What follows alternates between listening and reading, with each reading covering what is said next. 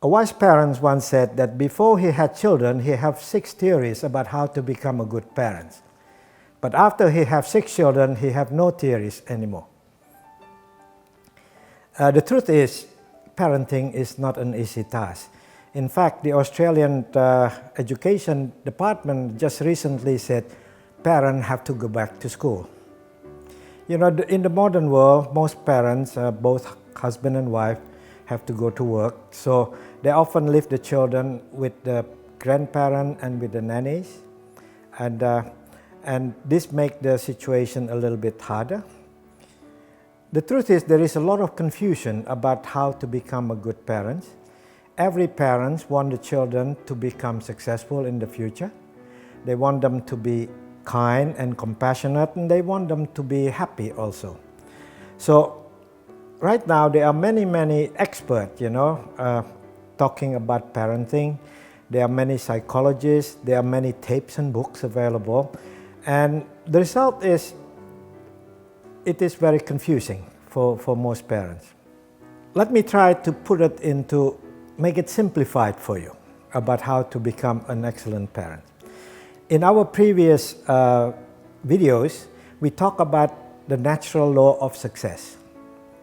That everything in the universe, including the stars, the moons and the planets, and also the forest and the ocean and the human system, must obey these 5 natural laws if you want to be successful.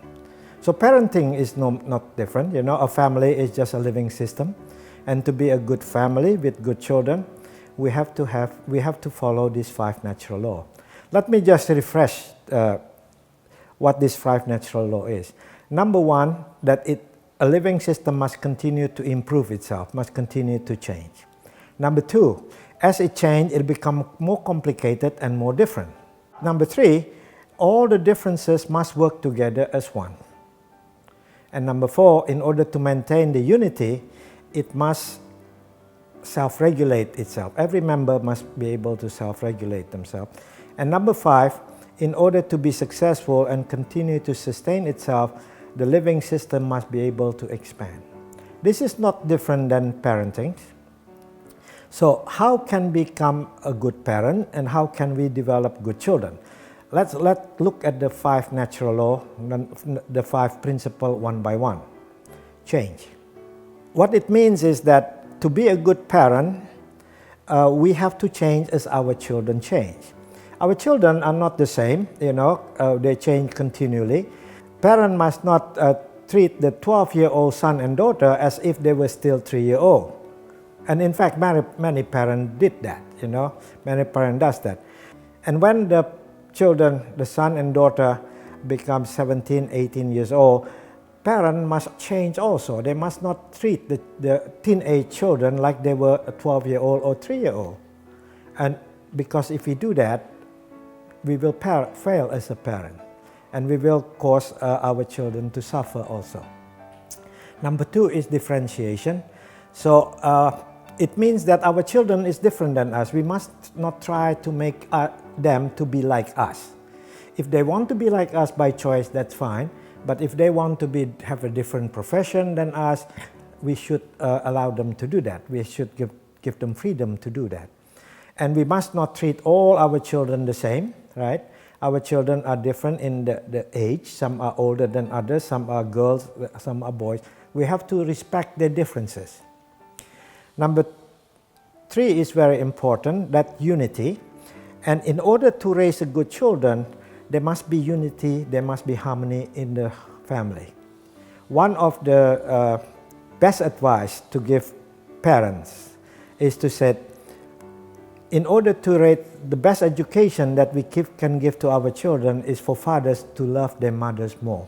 And that's also the same, of course, that mothers must love their fathers more.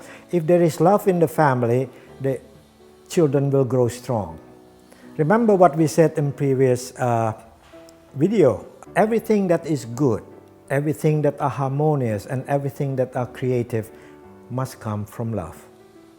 And actually, if we want to raise good children, there is no other way but to give them lots of love. Principle number 4 is there must be self-regulation among all the members of the family. Parents usually expect the children to self-regulate, to have discipline, but sometimes they don't do it themselves.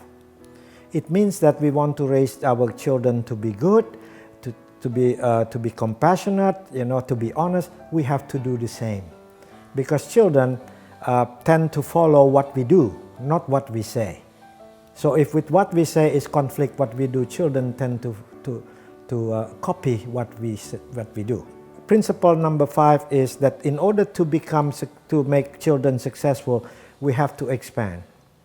This is very important.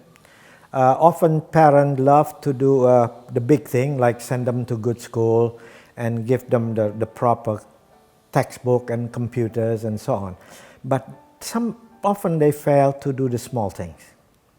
And the small thing is actually a lot more difficult to do. This is having breakfast with them in the morning and having dinner with them at night. Because this is almost the only chance we have, when we're eating together, is to educate them, to teach them something of value, to talk about what is right, what is wrong. So often failure in parenting is not a failure about sending them to good school and so on. Failure of paying loving attention to them. Thank you very much.